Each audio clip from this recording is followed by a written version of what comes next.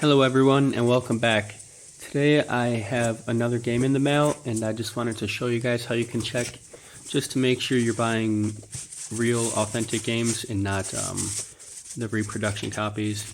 So stay tuned and I'll show you the tips and tricks.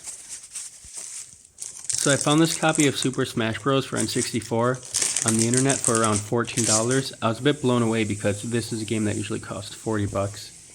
So just to double check it's real, you could check there to see if it has the official Nintendo stamp, which this one does. Another place you can check is the I in Nintendo to make sure it's an imprinted rectangle, because usually on the reproduction copies it'll be a circle. So those are two things you can do to check, and the last thing you can do is finally just open up the cartridge and check on the motherboard if it has the official Nintendo seal, Nintendo stamp, and the year.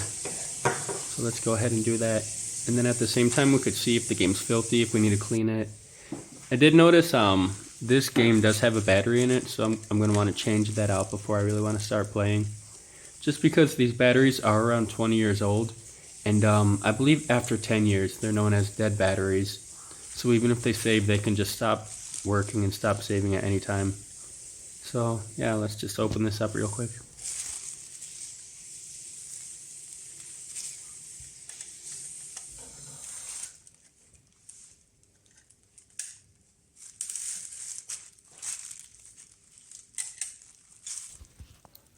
And so here you go, you can see the battery on the top left corner, you can see the official Nintendo stamp, followed by the numbers and the year. So yeah, I really lucked out with this copy.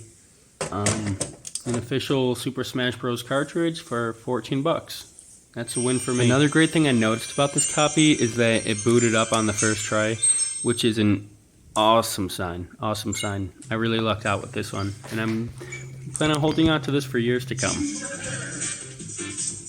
You already know when it's time to choose characters, I'm choosing Link.